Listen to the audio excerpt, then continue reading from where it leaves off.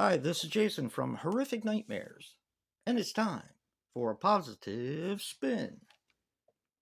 Now, today we're going to be looking at Silent Night, Deadly Night Part 2. All right, Silent Night, Deadly Night Part 2. Oh boy, I have quite the history with this. I am a big fan of Silent Night, Deadly Night, the original. I love the controversy behind it. I wanted to see it in the movie theaters, but I missed it. And I wanted to see Silent Night, Deadly Night Part 2 as soon as it came out on tape, which I did. And boy, was I disappointed. And the disappointment stems from the fact that over half of the movie is flashbacks to the first film. So you're kind of getting shortchanged on the new stuff. And if I wanted to see the first one again, I would have just rented the first one again or just watched it again. That was my thinking back then. So when I found this at a Best Buy, which, by the way, no longer carries film or physical media anymore, yay, yay. I bought it years ago. Now, I do have the Scream Factory as well on both of these films because it's the double feature. I felt like rocking the old one today. So,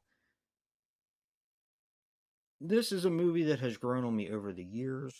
I still think, the whole 40 minutes of flashbacks, even though you do get some of Ricky talking to the psychiatrist, but the new stuff doesn't really start until like the 40-minute mark of the film. So, I mean, is that annoying? Yeah. But I've learned to appreciate not only Ricky himself and how outrageous he is, but the part of the movie that stands out is, of course, in my opinion, the end, because you've already seen the beginning for the most part. So, I think it's cool that he is traumatized not only by religion, but also by Christmas. Um, he continues on with Billy's vengeance on the naughty people. And I think that the red triggers him, of course, is because of Santa Claus and all that.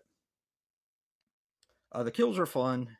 They try to make up for the 40 minutes that they have not necessarily wasted, but I think they realize that, we better ramp it up now because we've already used half of the film in order to tell a story that's already been told.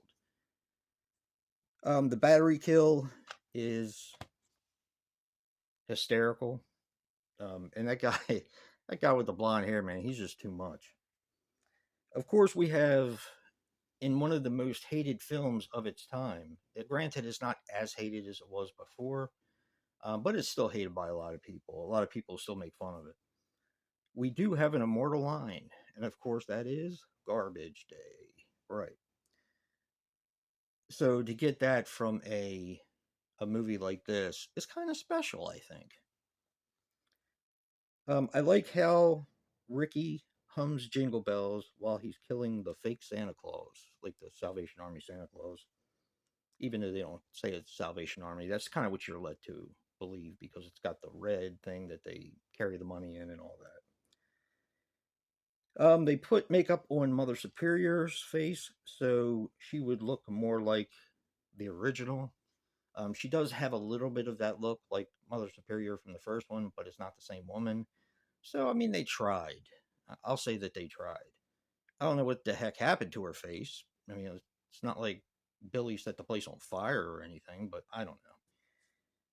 It's just something that's just not explained. Um, I like the Mother Superior.